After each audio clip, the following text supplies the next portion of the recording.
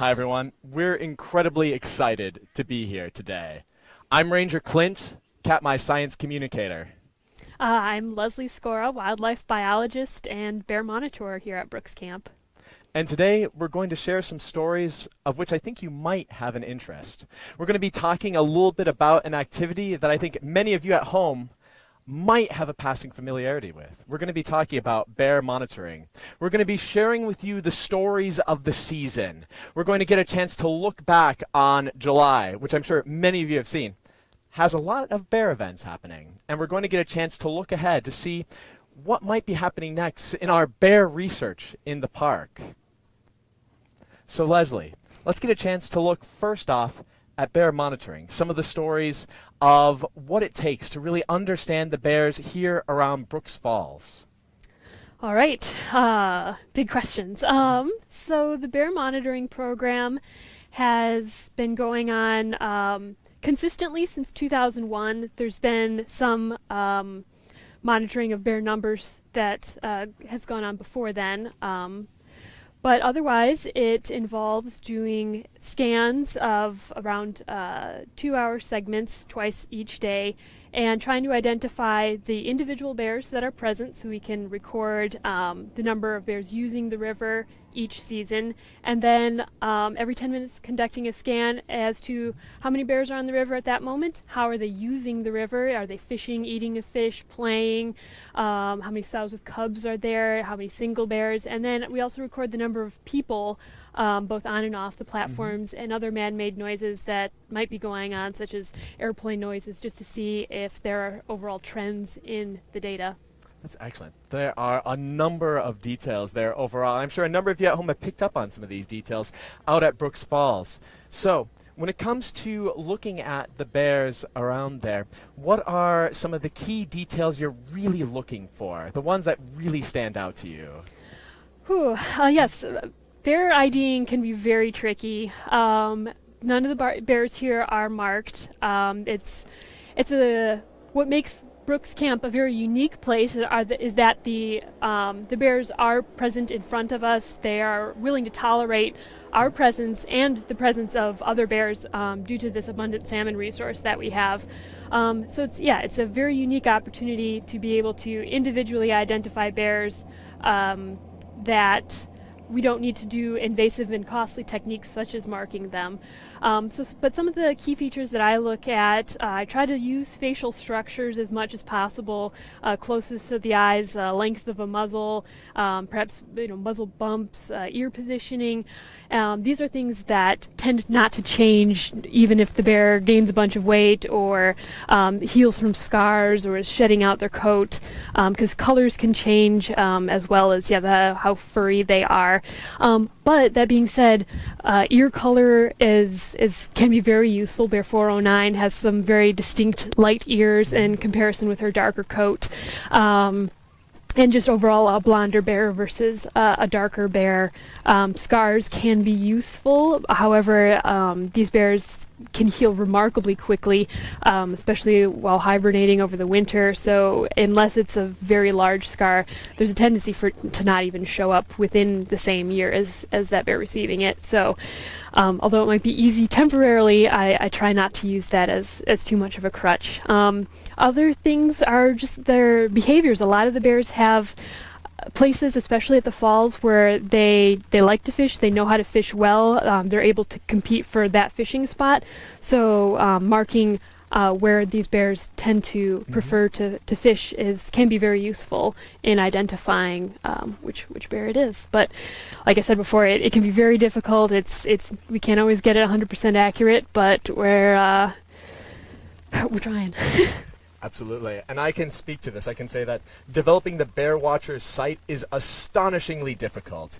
The other day, I was out at the falls, and for bear watching, the details that stand out the most to you, and the things that you're really excited to notice about the bears here in the park.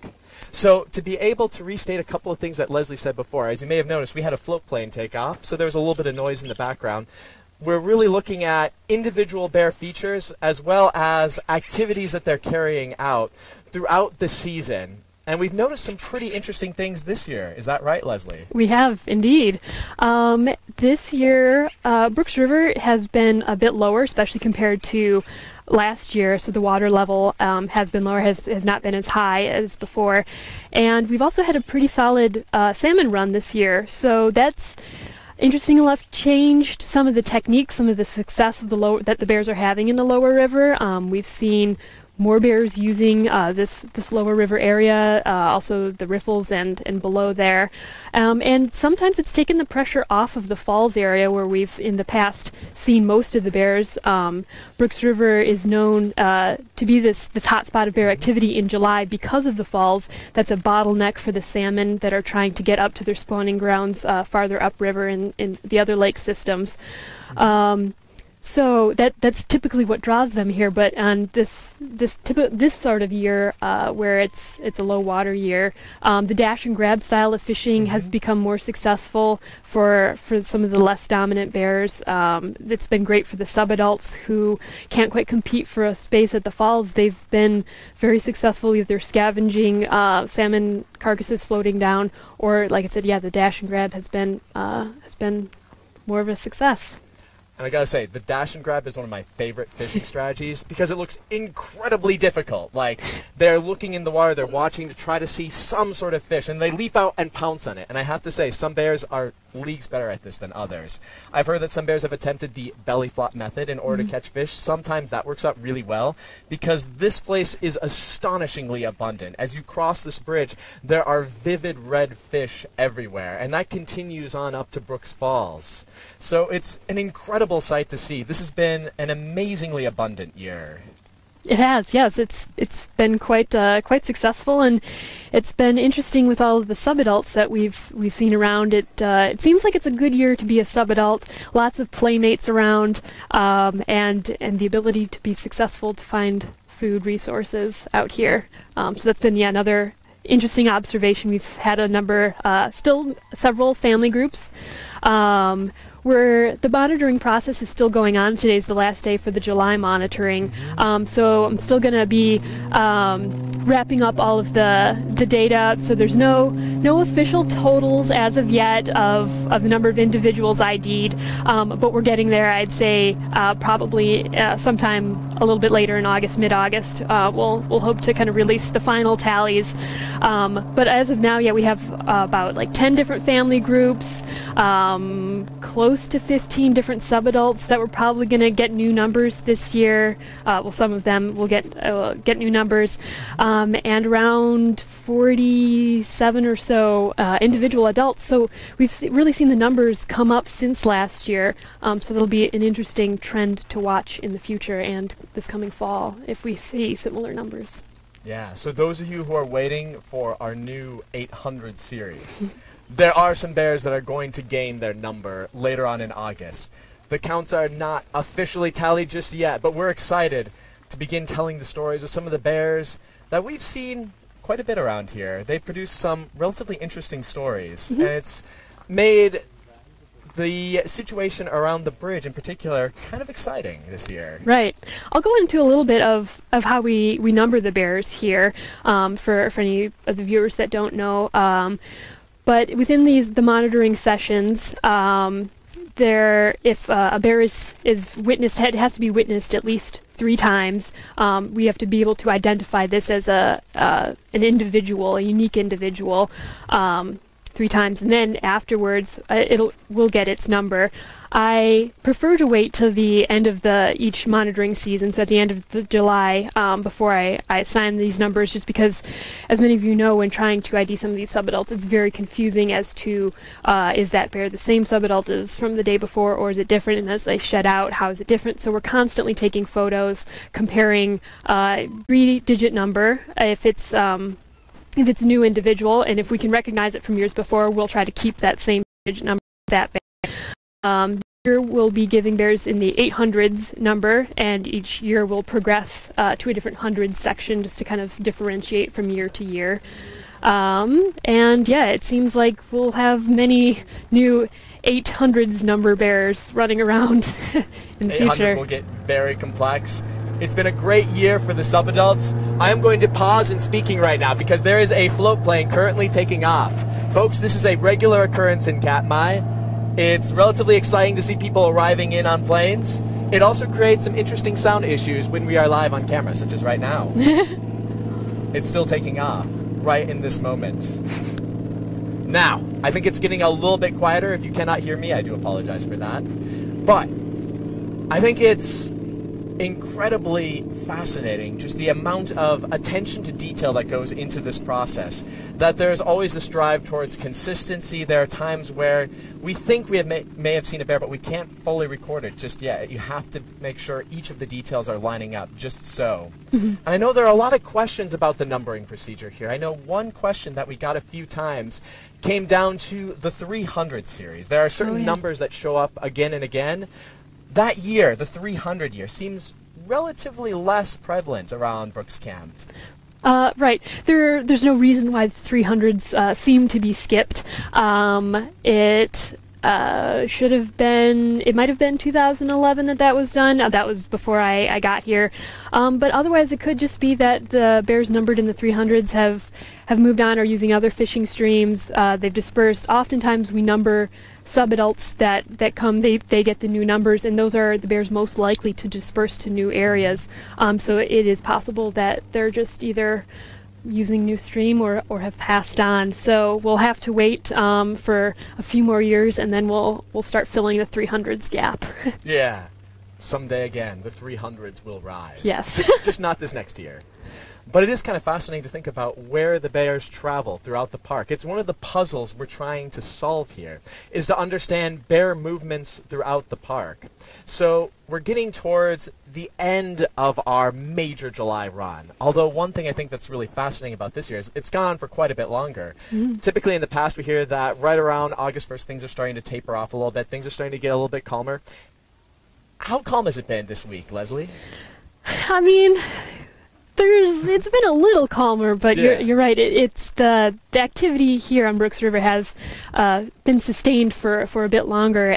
We've had continuing fish movement up the river, salmon movement, so that has kept several of the bears still here. And so it'll be interesting to see how slow August really becomes. It may taper down a little, but we may still have a handful of bears throughout, or maybe the salmon will just go right into their spawning, and we may not get much of a relaxation as the rangers, but it'll be most entertaining to still watch. Oh, absolutely. And we've had some great stories out here. Around the bridge, it's been sort of an interesting puzzle. There have been times where the bridge has been closed down for even up to 6 hours because the bears this year have really decided they love this area right around in here. And to make things even a little bit more exciting, the subadults behave in a, let's say, an interesting way. So for those of you at home who might not be familiar with the term, the subadults are sort of the bear adolescents. They've recently been emancipated. They are slowly learning the ropes of adult life, but they are not quite adults yet. They're sort of lower in on the dominance hierarchy, and it can be a really stressful time for them. Yes, it can be. We'll get to watch them grow up if they stick around for the next few years. It seems that a lot of the newly emancipated cubs from last year and the years before have stuck around so far.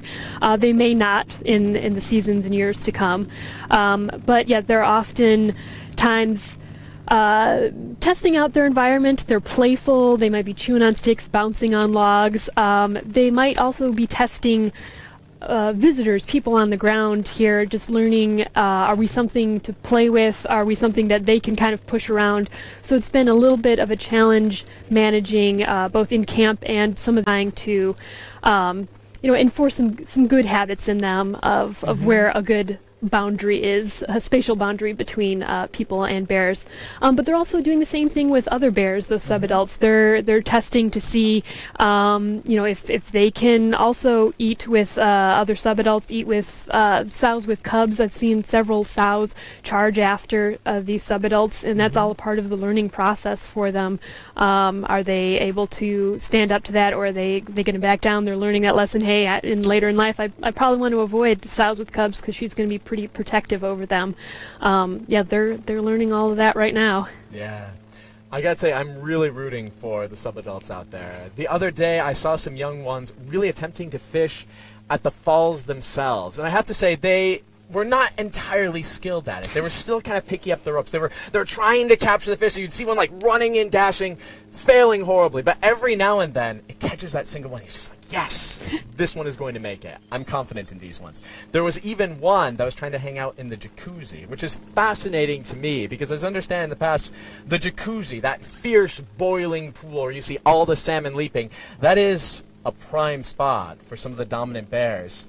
So when it comes to talking about how things are shifting around the falls, are you noticing some changes in hierarchy around here? Right, yes. That this year has been a very interesting sort of mix-up in the hierarchy from what we've seen in years past. Dominant bears such as 856 and 747 really did not have the same presence as before, and we saw other bears like 634 was acting more dominant until he had that back leg injury.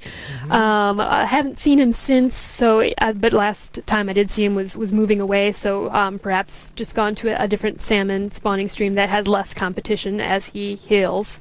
We'll see if there's more to come on his story.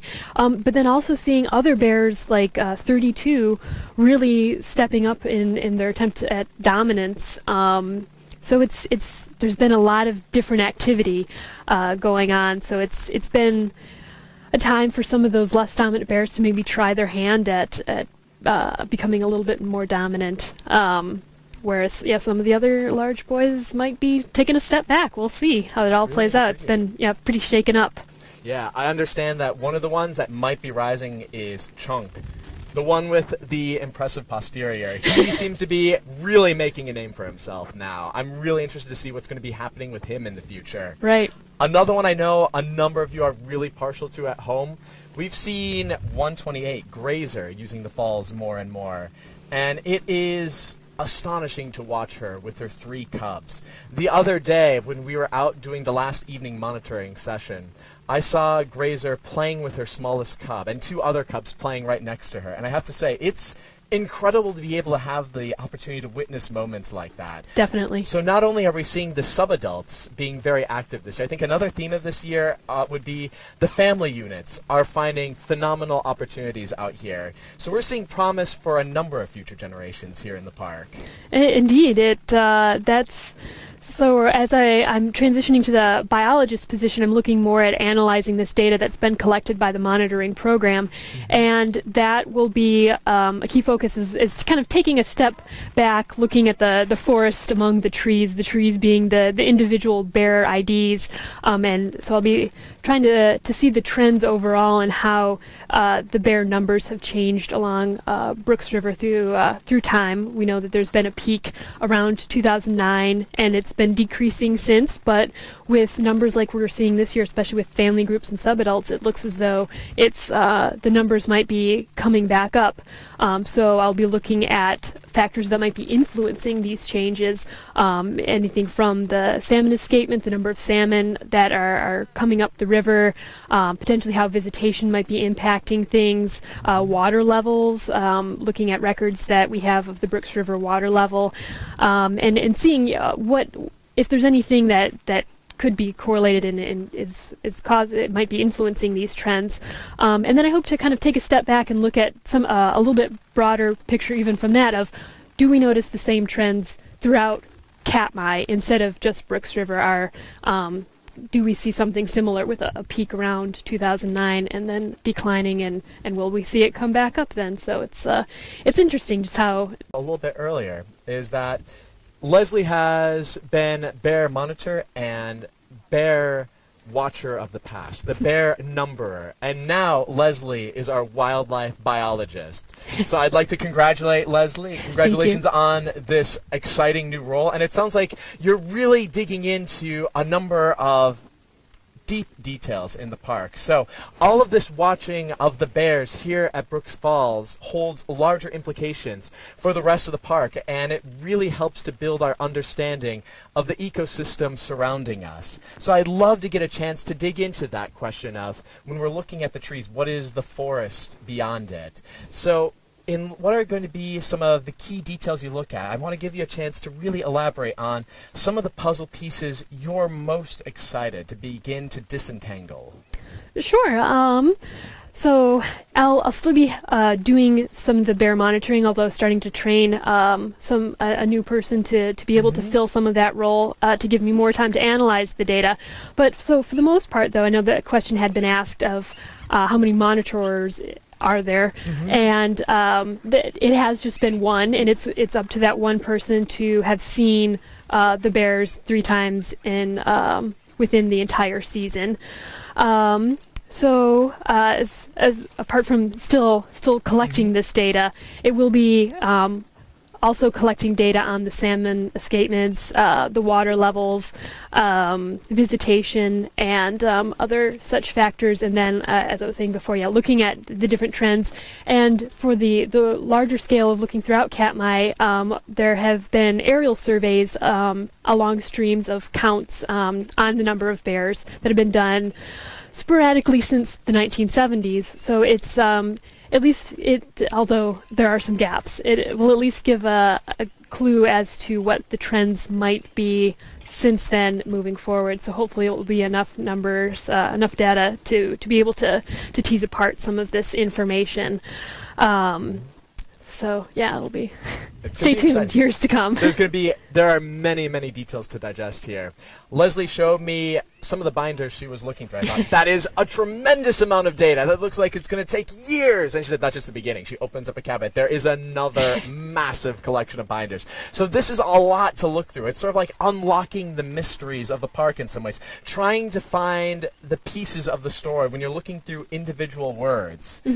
And it's great now that this data set at Brooks River has gone on starting in 2001. So we're coming up on close to 20 years of data, and it's starting to be a long-term data set, which will be very helpful in finding these trends as opposed to just some noise from year to year, season to season bear use. So the longer we have this project ongoing, the more useful it will become. The hard part is sometimes when you're studying it after 20 years, you wish you had collected data starting back in 2001. So sometimes you kind of have to reframe the question that you're asking. But hopefully it's just a matter of continuing to collect quality and as accurate as possible data to benefit in the future. Yeah, and from a science perspective, I think one thing that is incredibly exciting about the Brooks Falls monitoring program is it is an incredibly rich data set. It's very rare that you get a chance to observe these bears this close, to know them as individuals. Quite often you're looking at much blurrier pictures overall, but here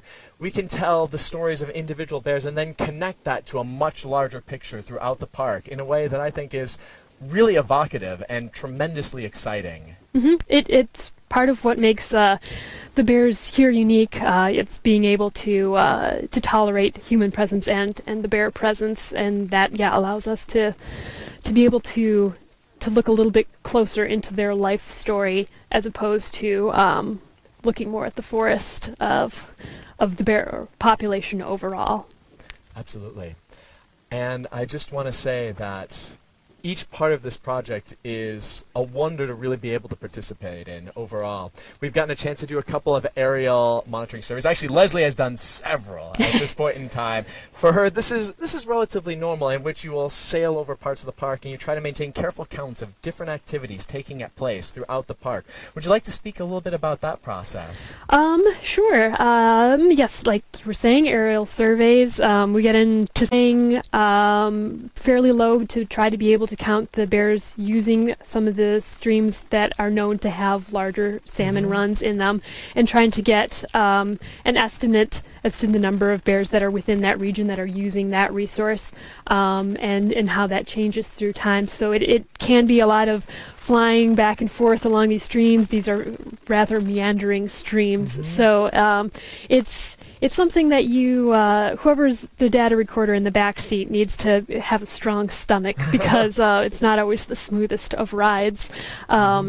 But it is a remarkable way to see the park and to look at a little bit larger picture than just along Brooks River. And doing the aerial surveys, the reason we do that as opposed to something similar to Brooks River, just being that this is a huge park, 4 million acres, and there are no roads here, so aerial surveys, airplane being the number one way of travel, the fastest way to get there and easiest way to get these counts, as opposed to having to hike or backpacking trip. We're going to exactly come set aside a month exactly just for one stream, for one single stream.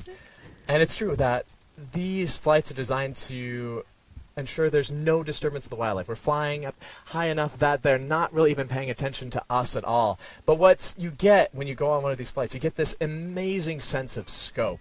There are a number of places throughout the park where you'll see fish gathering around the rivers. I remember flying over this one section, and I thought I was looking at individual boulders, but then I realized that each of those were bears, a dozen of them in one area. So this story is playing out throughout the park in a number of cases. This is a place that is 4 million acres in size overall.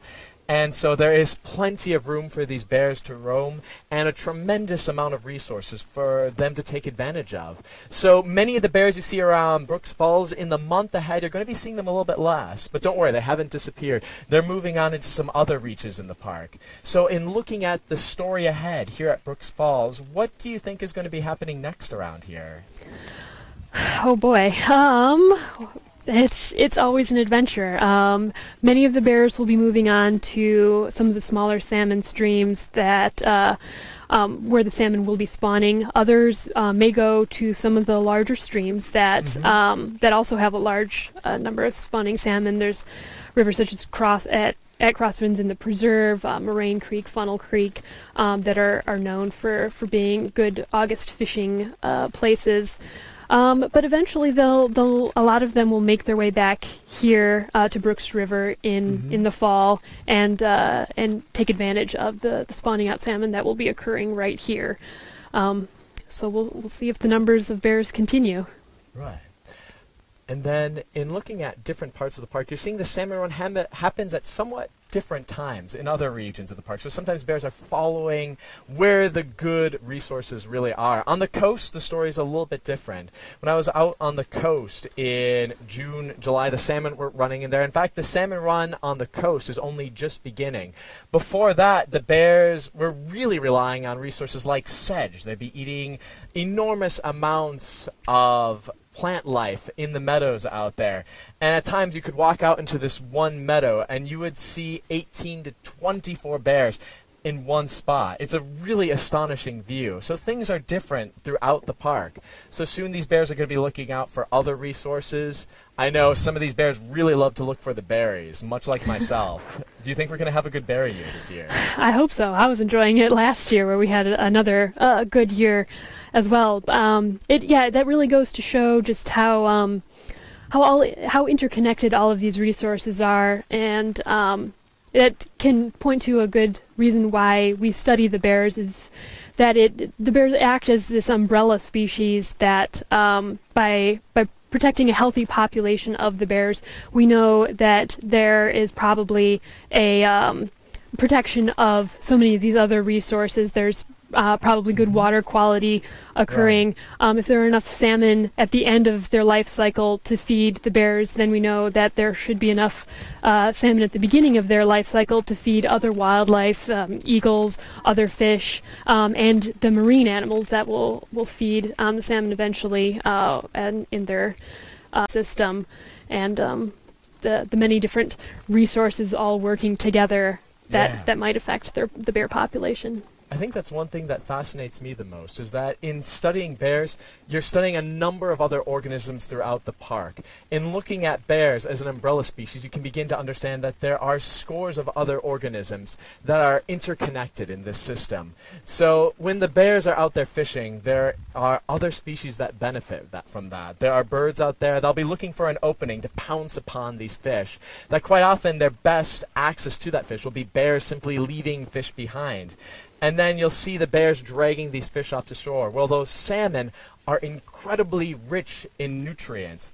And in fact, these bears, in consuming these fish and this other life in taking these fish, end up fertilizing the landscape around the river, so that when you bring in these marine nutrients, the forest can grow magnitudes faster. It is astonishing, the research that is going in recently to understanding the interconnection between the marine environments and these terrestrial environments, between bears and fish, between forest and ocean. I think that's something that's really intriguing, is how all of these relationships weave together in ways that we're only now beginning to fully understand.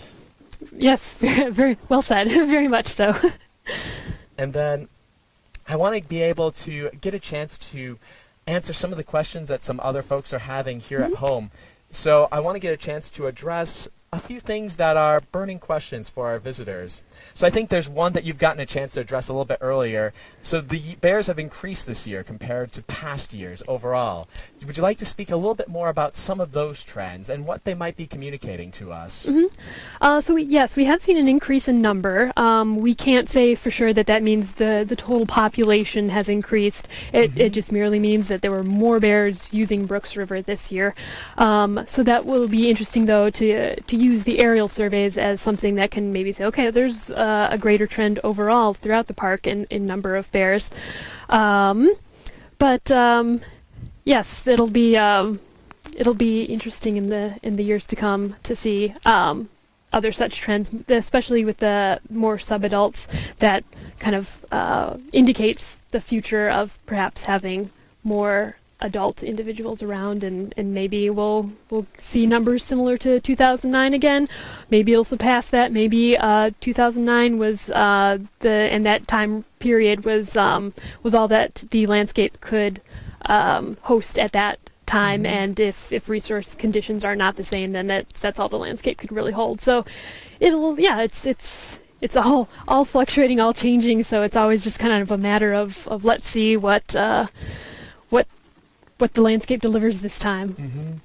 I remember a quotation about ecology, and I can't remember the exact words of it right now, but it goes something along the lines of, you're never dealing with a still target. Everything is constantly moving and shifting. When you're studying ecology, you're looking at thousands of interconnecting systems, that changing the tiniest element can sometimes have significant ramifications elsewhere in ways you would never entirely expect.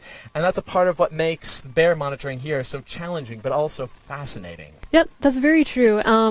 If we had not had a low water year like we had this year, the subadults may not have been nearly as successful, and same thing with perhaps some of the other family groups. We might have had a very large salmon run again, but if it was too difficult to fish at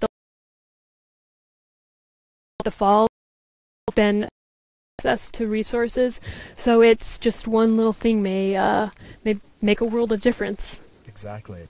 So that lower water level creates some challenges for the salmon overall. Jumping that waterfall can be fairly difficult, but it also means that the exceptional salmon bounty of this year is much more available for some of the bears. So this might be a key year for a number of our subadults, for those mothers with cubs, because the system lined up just so. We could be seeing these bears thriving in the future. Very true. Nice. Now, a couple of other questions that I see arising here. So someone is wondering, what is your sightings recording process? So notebook to computer to a database. Now, how do you go back through the years to really process some of that data? Sure. Right now it is still pencil and paper. I find works the best. You have a hard copy to start with. The data gets entered into a database, Excel spreadsheets for the scan samples, for the every 10-minute scans, and then an access database for the individual bear IDs. And that just is a tool that will allow us to search out either all bears in an individual year or an individual bear in all years that it was seen. And then from there, there's still another hard copy ID book that is made, a binder for each year for the monitoring purposes. of just to be able to reference when you're stumped on a bear that kind of looks maybe like this one and a little like that one, and you can just quickly flip through some of the photos. So that's the binders you were referencing earlier on of there's an entire cabinet full of these photos and bears changing throughout the year in hopes to be able to better pinpoint an ID number for that bear. And if we're stumped and just can't really fit it one way or another with an old ID, then it'll get a new bear number regardless of whether or not it was actually, bear 400 the year before. So it takes an enormous amount of attention to detail. And you have to be fairly meticulous in looking through those. I think another question I see here about the bear monitoring process as a whole, do you assign a number as soon as you see a bear 3 times, or do you wait until some date and do all of the assignments at once? Yes, that is a good question. I personally like to wait until the end of the season because, as I was saying earlier, especially with all of these sub-adults this year, they've been very tricky, so it's hard to know, is that the same bear now that a week later it's shed out to look differently. So I like to make sure that all of the photos taken from the scans do line up and that it is indeed the same bear versus the same bear kind of being counted twice. So it's a very meticulous process. I personally like to wait till the end of the season, and then once I'm sure, or at least as sure it can be, then assign the numbers. That makes sense. Hopefully. Yeah, absolutely. All right. Here's a question that I think a number of people at home might be fairly curious about. Are there any well-known bears that you have not seen at all recently or at all this year? Yes. So, like I said, the monitoring does only occur for about 3 hours each day, so there's definitely possibilities that bears were present, and I just was not able to see them. So I'll preface all my answers by saying it doesn't mean that bear didn't actually show up. However, there was definitely a reduced amount of activity from 747. I believe he was really only seen in a few of the overnight sessions in the late evening and fishing far falls, so really not his usual behavior of plopping down in the jacuzzi. Right. It could have just been some shakeup of the dominance hierarchy that has caused some of these different behaviors, but I believe he was seen. 410 also has been remarkably low-key, but I think she was seen early in the season before the monitoring began, and then was also seen several days ago, just kind of popping in popping in and out. I don't know if she will make the official scan. I think the official count, she's only made the scans at least once or twice. But at least I know that she is still present. She is always one of those bears that I keep near and dear to me. Yeah, I know. I have a soft spot for 410 as well. She's one of the oldest bears in the park. About how old would she be this year? I think 28 or 29. So that's the oldest one that we currently have on record. We often can't keep the ID going from between when a bear was a cub to when it's emancipated on its own as a sub-adult. But she was one of the ones that we believe we were able to document what year she was born. And so I don't remember the date offhand, but she's about 28 or 29 years old. And she's still able to fish the falls, hold her own amongst all the male bears out there. So I'm hoping she keeps going for. She's a tough old bear. Yeah, exactly, for many more years to come.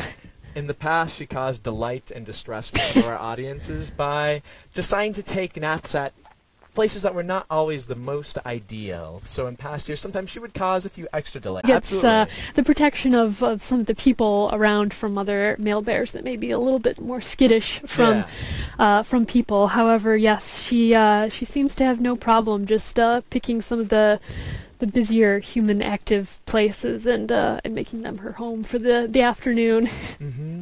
I think she's earned a little bit of leeway in this case. Yeah, sure. All right. So are there other bears that we've seen recently that you've been excited to note? Oh, boy. Sub-adults have been very entertaining to watch. The high quantity of salmon has has left them sometimes playing with their food. Mother's not there to tell them not to play with their food.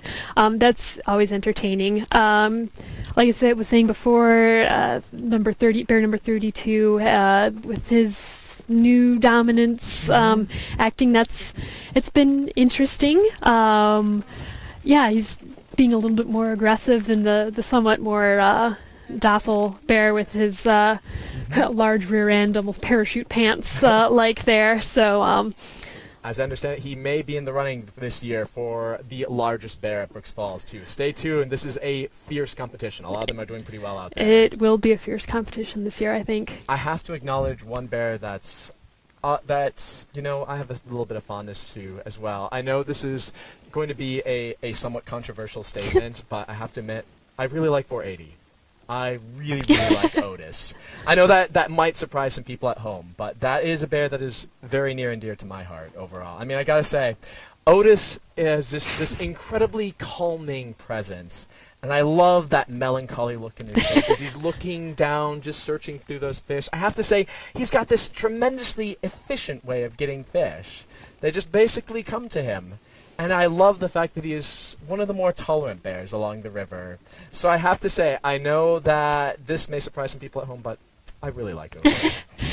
He has received a lot of fame, so yeah, I don't know.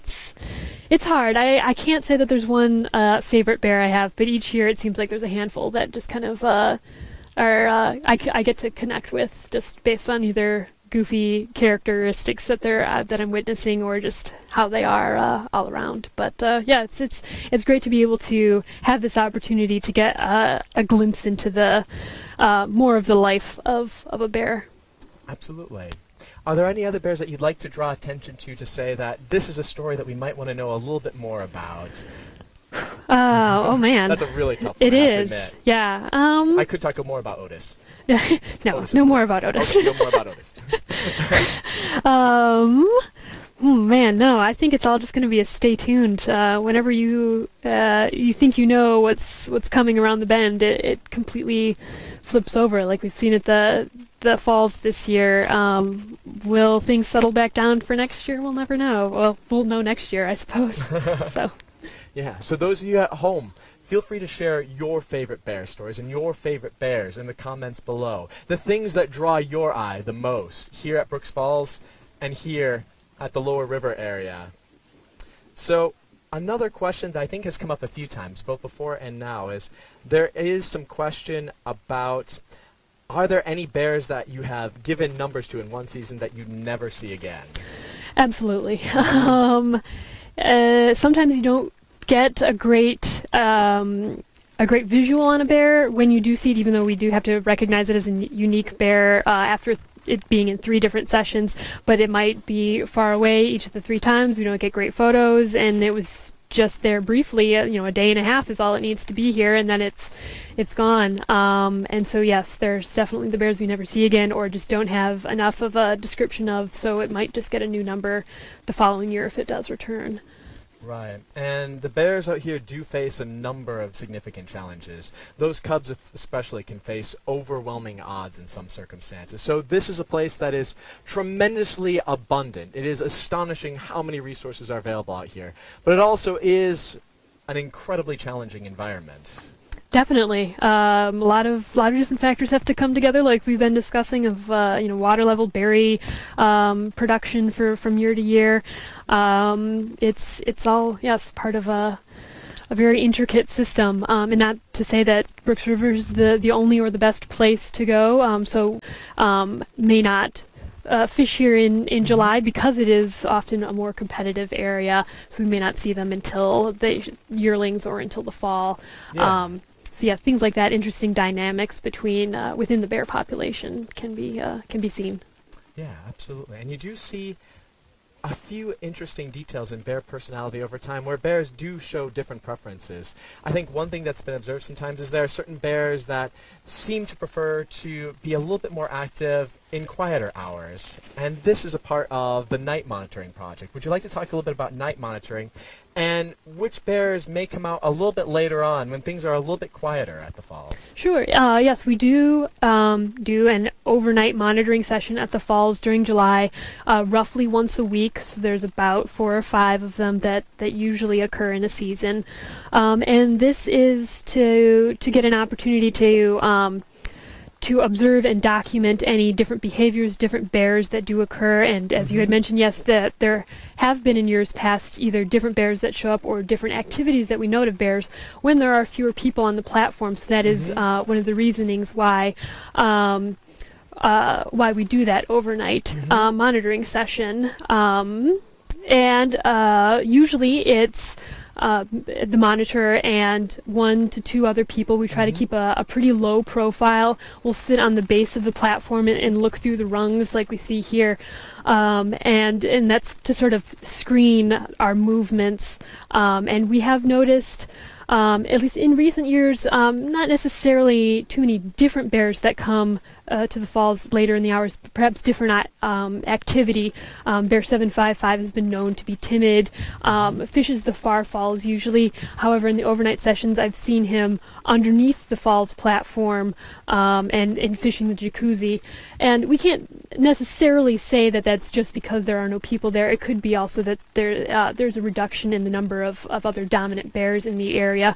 However, some of the other behaviors of perhaps if there have been some times where it's noticed a light from a camera of volunteer or monitors taking a photo, and so the reaction of that does show us that there's still some behavioral differences that go on when people aren't present, and so we should definitely give the bears an opportunity to use and access this resource in the later hours if that's what their preference is.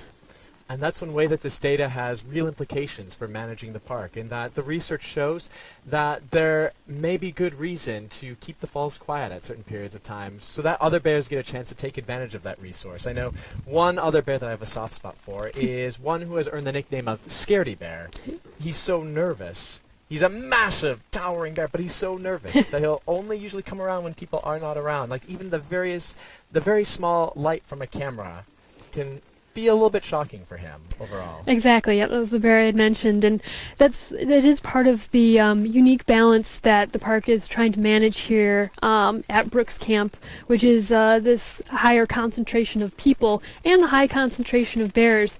And so, yes, being able to find that balance between both is not always easy, but it's something that we strive for, and that is one of the management tools that the park has used to help the bears, and yet still allow people to see this great thing that we can see behind us. As a matter of fact, there is a bear crossing behind us right now.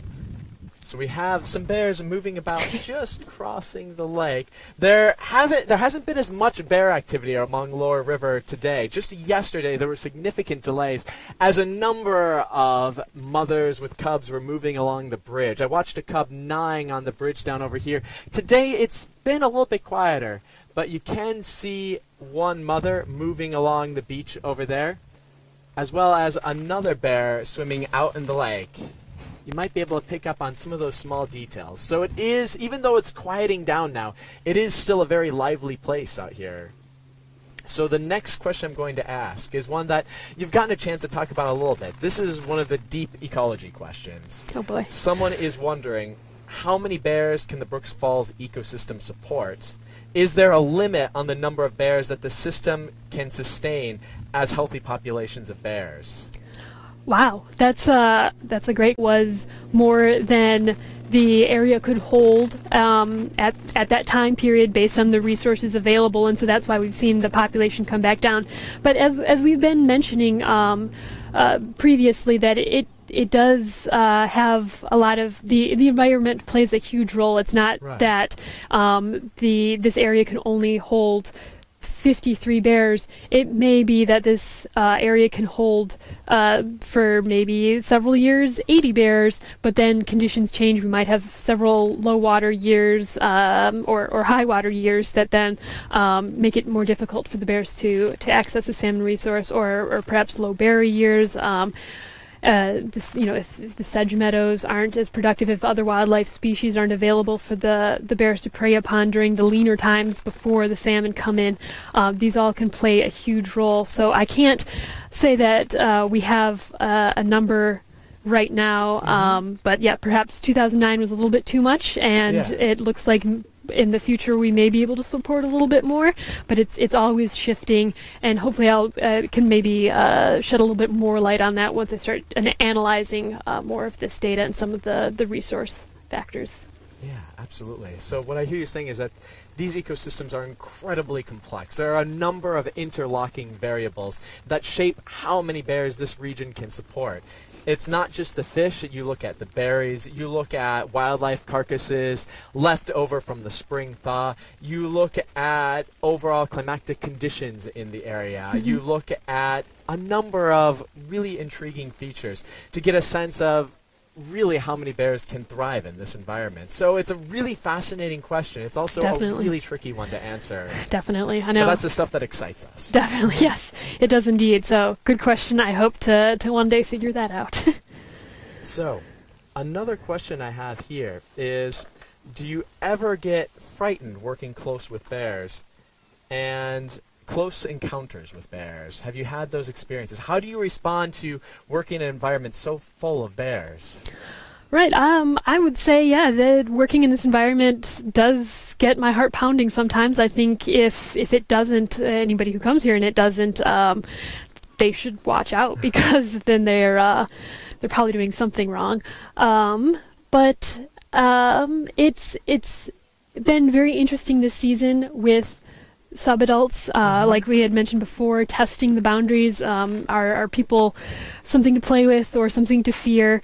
We hope to be something in between to them. And so yes, I've had a few encounters with some testy subadults this year that I knew were curious because they were slowly approaching me and they weren't charging. They did not come at me in any sort of aggressive way, but they didn't necessarily just respond to a normal talking, hey bear, I'm here, I'm human, because they don't know what that means yet to them. So they, having to be a little bit more aggressive back toward them to instate that, no, this is my space and it is not acceptable that you be 5 feet from me. So yes, those sort of incidences are always a little heart pounding. It's true. There are many sources of sudden alarm in Katmai at times. But yeah, I have to say that in looking at interacting with bears, I was really nervous coming out here. I was thinking there is an astonishing array of bears, and I myself was wondering how I would handle this process. And I'm learning the more you're around the bears, the more you come to respect and understand them. That in many ways, you can start to read their body language very effectively. You can sense when a bear is anxious. You can sense when a bear is calm. You can sense when a bear is curious. So the more time you spend around the bears, the better you're able to respond effectively to the way they're behaving, and the better you're able to respect the environment in which they live. Absolutely, and I think that goes to say as to why Brooks River and this unique opportunity to know the individual bears is very beneficial, because you can study their different behaviors and how a bear looks right before it might charge another bear, or it may look if it's acting submissive. People being able to view this have a great opportunity to look at different bear behaviors, different facial cues before that, and that's something that can be used when traveling in the area of reading those exact same behaviors. They'll exhibit that toward us, and so I have to show it aggression in sort of a bear-like fashion, although I don't want to actually start any sort of fight with it. But yeah, it's a great opportunity to study some of these behaviors, and I hope people, if they do come here or are traveling in bear country, that they can use what they see on the webcams to travel safer. Although I should note that it is a different world outside of this kind of Brooks Camp, Katmai bubble, that bears are willing to tolerate us and other bears a lot more here because of this abundant salmon resource than they would almost anywhere else in the world. So just because 50 yards is acceptable here, it definitely does not make it acceptable anywhere else. Right. So each place has a number of variables at play. In certain places you would want to be about even 300 yards back from a bear. I know here what makes a part of this place so special is that you do find those interactions are possible.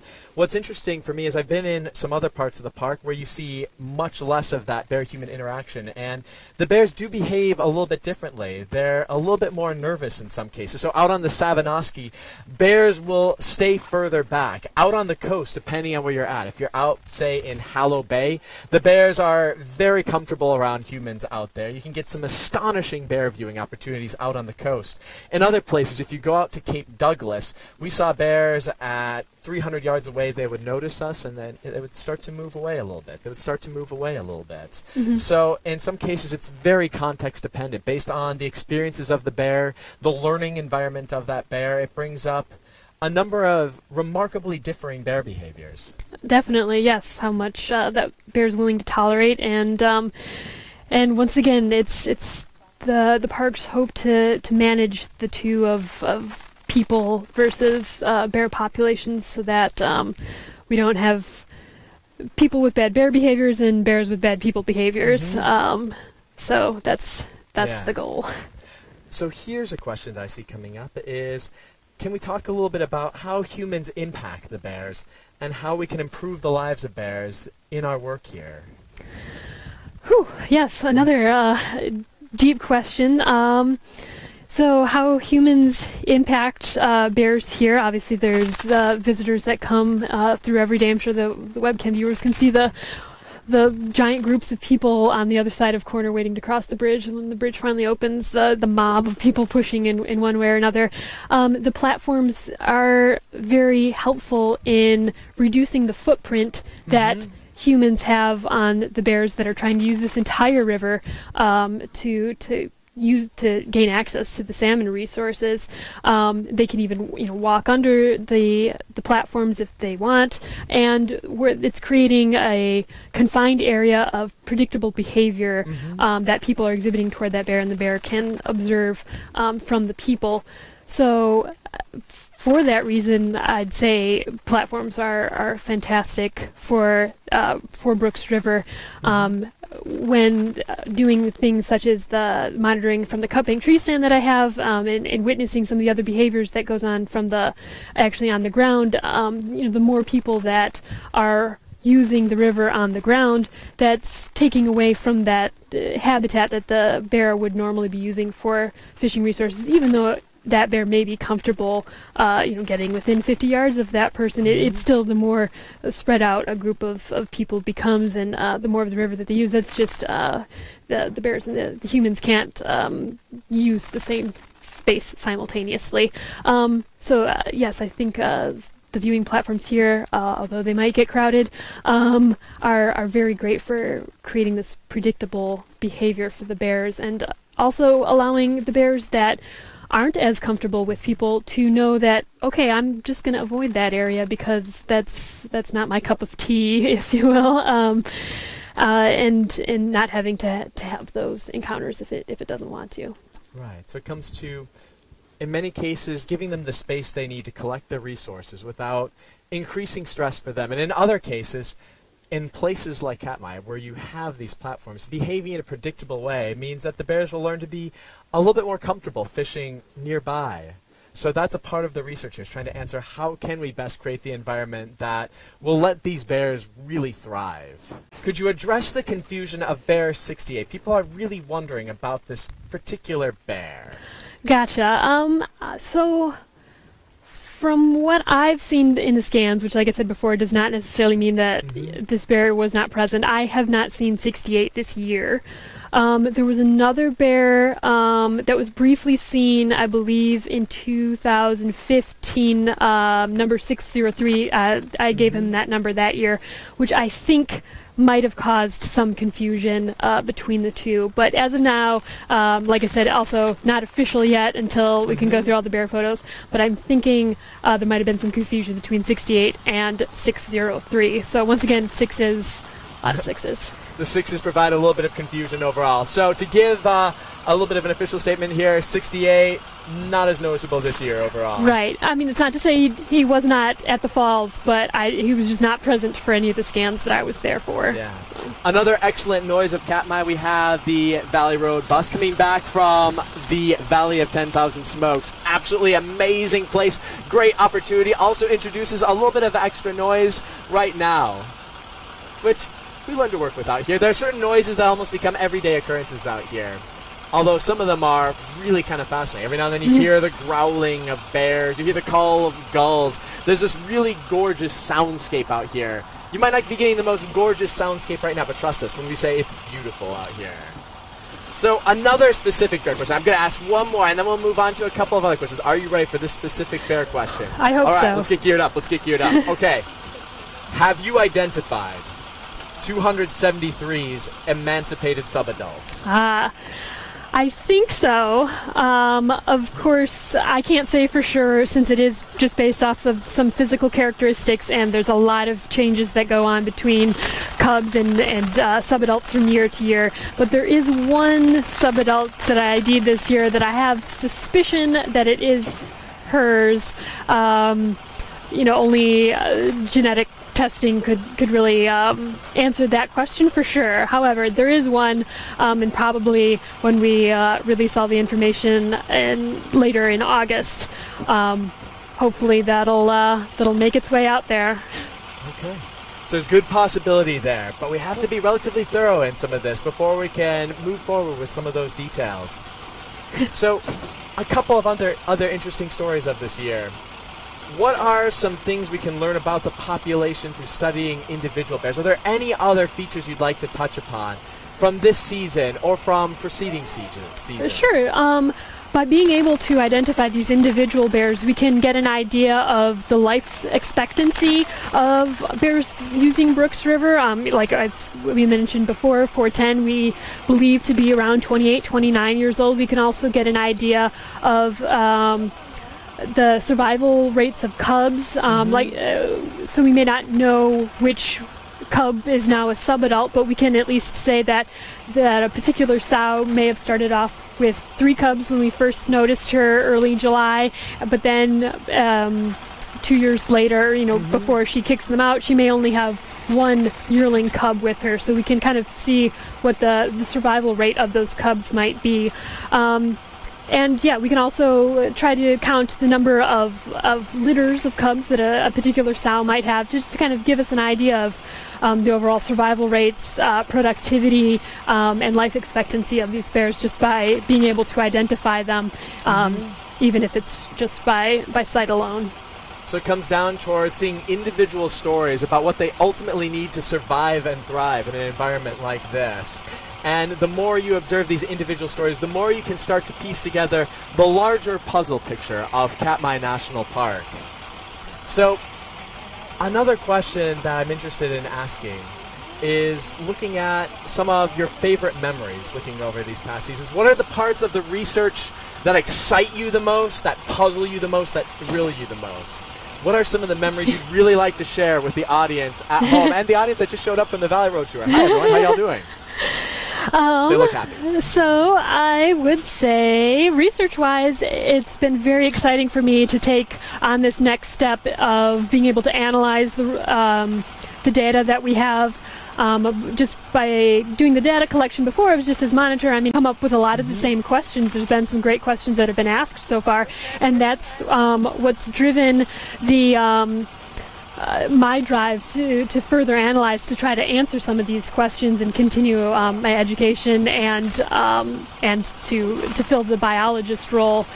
So I'm really excited to this winter start analyzing this data, to be able to do both, to balance, to have this great knowledge of the monitoring data that's occurred from before, to be able to get out in the field and enjoy the sunny days, the rainy days, the hot days, the cold days.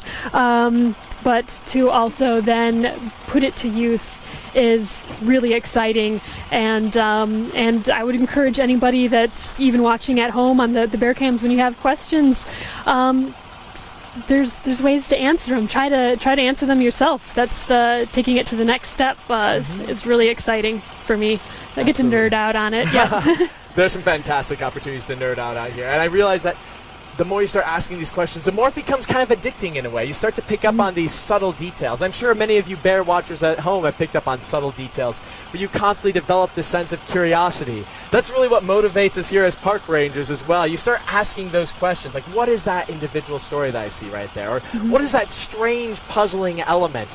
And I encourage each of you to really embrace that opportunity to learn, because for me, I find I am constantly finding more and more questions to ask. I never quite get to the end of those, but it's fascinating to begin to develop a fuller sense of how all of these systems work together, and I'm really excited to see what information you're able to unlock in the future, and what more puzzling questions show up in the data. Sometimes I've heard that the most exciting moments in science are not the aha moments, but the moments that go, that's really strange. Yeah. And something that leads down another route for questioning. So I think you've got a number of really great materials to work with out here. Absolutely. It's a pretty astonishing environment. We enjoy the field work here, getting a chance to work in environments that shift fairly rapidly overall, but are astonishingly lush and vibrant and wild.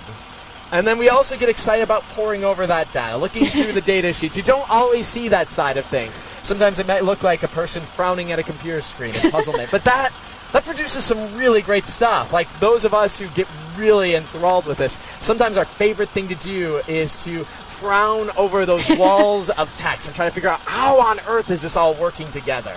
Absolutely, yes. Sometimes it's frustrating too. You want to throw the keyboard out the window, but That's true.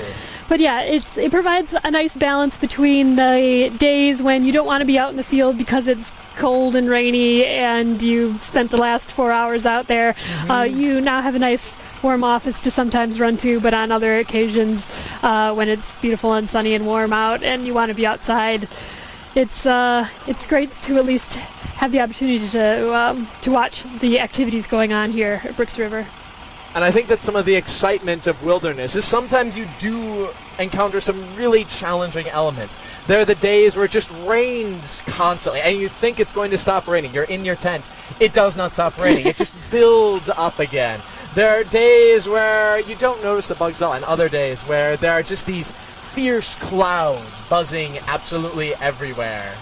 And there are a multitude of challenges to the field work, but I think that's a part of what makes it enjoyable in retrospect. When you look back at that, you think, wow, I went out into those environments. I got a chance to do something incredible. Absolutely. That's well put. And I feel like this park offers so many opportunities for those incredible experiences. Just last night, I was able to go out with Leslie on watching some of the bears out at Brooks Falls, and it was an absolutely stunning moment. There was Otis moving not just in his office, but he was moving out closer towards the middle of the waterfall. There was 128 Grazer with her 3 cubs. She was using the lip of the falls, and she was moving throughout that environment relatively freely. There were a multitude of other bears, and not only were there the bears, there were just gulls sailing absolutely everywhere. You could just hear them calling constantly. And the sun was getting low, and the light was becoming absolutely gorgeous. There were merganser mothers with their chicks in the river. And I just had to say that this was something magical. It's so incredibly hard to describe, just that sense of wonder that you get when you're in an environment like this, that there are moments, there are place special, aside from just bears, but they're wonderful too. Yeah, the bears are one of the incredibly fascinating elements here, and there are a multitude of other features here that we're interested in exploring. And I want to take a brief moment to give a shout out to the salmon overall. I mean, let's admit it, the salmon play a pretty important role for the bears out here. They may not always get prime billing, but they do some really great things, I have to say. They bind together entire ecosystems in an astonishing story that we have these millions of fish traveling up Naknek Lake, or traveling up, I should say, from Bristol Bay into the heart of the parklands like this. And you see these absolute clouds of fish traveling. In some cases, they have to travel dozens of miles, subsisting only on the resources they had built up in the ocean. And they come all the way out here and they have to deal with a gauntlet of challenges overall. They have to get past the bears. They have to get past the falls. But many don't make it. Many of them end up food for the bears overall. But those salmon, those few fish that do make it past, they usher in the next generation. You see this fascinating cycle of fish returning year after year after year, following instinct, following the tiniest threads of smell, following a sense of magnetism that drives them home. And at the end of it all, every single adult that lays those eggs, they die at the end of the season, and their bodies end up washing down the river. They feed the bears in August and September.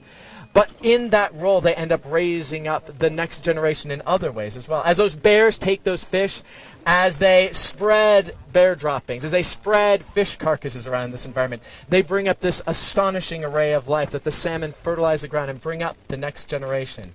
So I love looking at the story of the bears and the fish together. And I love looking at the future stories of bears here in Katmai National Park. We're delighted to look at what's going to be coming up ahead. Now, before we move on to a couple more questions and some concluding thoughts, was there anything else you wanted to share, Leslie, about the bear monitoring process, about your life out in the field and in the office? The field and the office. No, I think we've covered it pretty well. But if there's any other questions that people have, be happy to answer them. Yeah, let me double check. Just a couple more here. We want to get a chance to answer all of your questions. I have to tell, we've been getting scores of fantastic questions here. Unfortunately, we won't be able to answer all of them. But do keep asking some of these. We're going to try to address them throughout the future in future live chats. And we are thrilled that there are so many people out there who are so curious about this place. It's so fortunate for us to have such an engaged and active audience. So thank you for the work that you do at home. All of you bear watchers out there as well. So, one more question we have here. Have water levels gone up this week? How is it measured? What's its effect on the bears? I can't say for sure how much the water levels have gone up. We do have a group of researchers out here who monitor the level of Brooks River, so they would know more about that. But normally for me, it's a matter of collecting their data, hopefully at the end of their season, and being able to look at the trends. But typically the water level does continue to rise on Brooks River and in Naknek Lake as July rolls into fall. Eventually the water will keep on rising to a point until we start to see some snow on those mountains again. Yeah. So there's a team in the park here called the Southwest Alaska Monitoring Network. They're the ones who really look at water quality, water temperature. They assist also with measuring water height. So we do get that data throughout the year. And that helps us see how the bears really use different water levels as a whole overall. Mm-hmm. So yeah, hopefully by taking those numbers that the monitoring network has recorded, I'll be able to place that with on a graph, kind of looking at the number of bears that we've seen, and to look if there's a trend. You know, when water levels are down, do we see eventually an increase in bear numbers? Yeah. I don't know is that we'll be able to draw any direct comparisons, just because the variability from year to year from the river is can be a lot, as we've seen from last year compared to this year. But it's worth looking at. It's worth asking. It's always worth asking. There's always more interesting questions to be answered. Here's one. I really like this one. What age is considered an adult? Because this can even be a little bit tricky too. That is a very good question. Just sort of an average that is used fairly widely across the state, but it's not to say that that subadult can't reach sexual maturity earlier. We've noticed some bears that, yes, are younger than 5. They may be 4 or 3, and the female might have a litter of cubs by then. But normally it's just to sort of signify the adolescence, not having reached sexual maturity or breeding yet. So we use that under 5, and it starts whenever they are emancipated by their mother. So like we had bear 503 that was emancipated that 1 year. It did receive a number, but then it went back to being independent, so it didn't get a new number. But had it just stayed on its own and survived, it would have been, yes, a yearling subadult on its own. So when we talk about emancipation, it's a very elegant term, but it's something that can be really challenging for the bears that are involved in this. Could you talk a little bit about the emancipation process? Sure. Unfortunately, I haven't really seen it take place here. Often the bears, the sows with cubs, are still higher country. They haven't come down to use the salmon resource yet, although sometimes we will see sows with their cubs show up, and then later on she will have kicked them out. Kick them out, I would say, and metaphor, but it's likely to either be that the sow goes back into estrus, therefore she's being pursued by other male bears because they know that they can mate with her, and therefore the cubs get separated. They can't be around the female because of that adult, sometimes dominant male now pursuing her. So the separation may just be because they're fleeing for their own safety, and then after they're separated from a long time, the sow just is independent and doesn't care for them afterward. Other times it could be a more violent process where the sow is actually chasing after the subadults and saying like, no, you're on your own now. Right. It's you're kicked out of the house. And other times it could just be a matter of those cubs are getting more and more independent, and they might just get separated because mom went this way, they went that way, and it could just be a oops, didn't find mother anymore, but I'm fine because I can start to get my own resources now. So it could be a variety of things, but it would be interesting to watch something occur if it ever happened right out here. Yeah. So emancipation is when the kids have to leave home. It can always feel like an incredibly challenging time. It's a very emotional time. I've heard of people talking about how it's incredibly sad to see it. Some of these young bears have to make it on their own.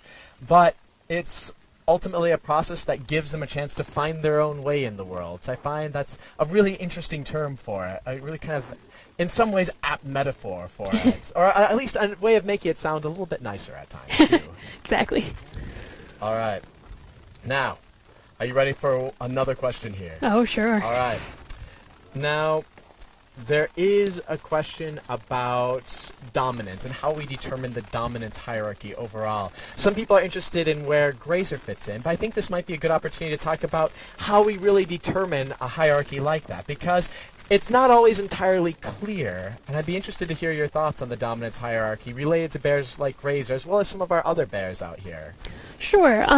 So when we say hierarchy, it's not to say that we're filling in a spreadsheet listing all of the bears. The bear rankings. Who's exactly, on top? Who's the lead bear, the king of the falls? Right. I mean, so we might say that yes, there might be a most dominant bear in years past. It's been 856, just based on who always seems to get the preferred fishing location and tends to win the any arguments.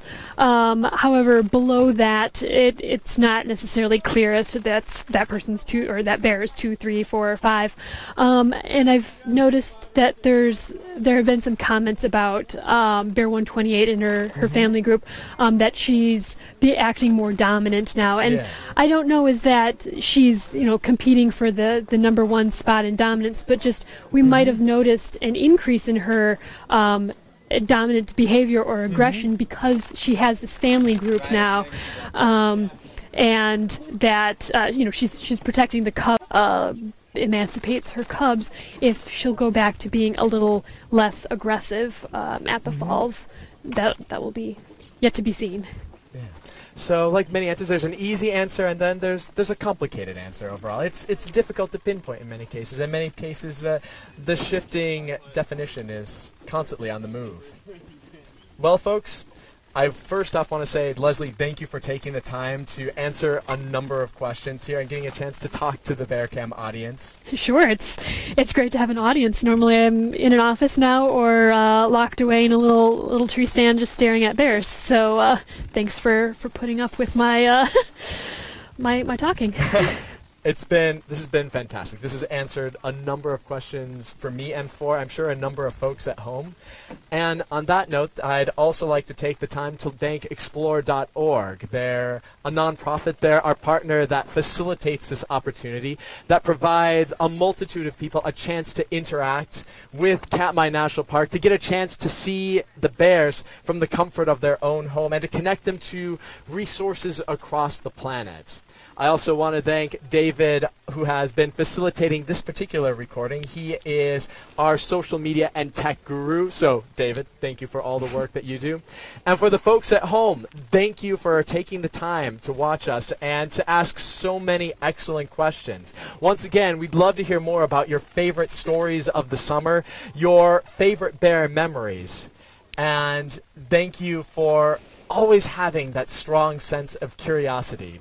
So, to say just a little bit more about today, we've gotten a chance to talk about bear monitoring. We've gotten a chance to talk about the individual lives of bears, and we've seen how that connects to a larger picture throughout Katmai, how in looking at individual bears and in collecting that data, we can begin to fully understand how these unique systems lock together, and we can begin to tell more complex stories and ask more complex questions in the future.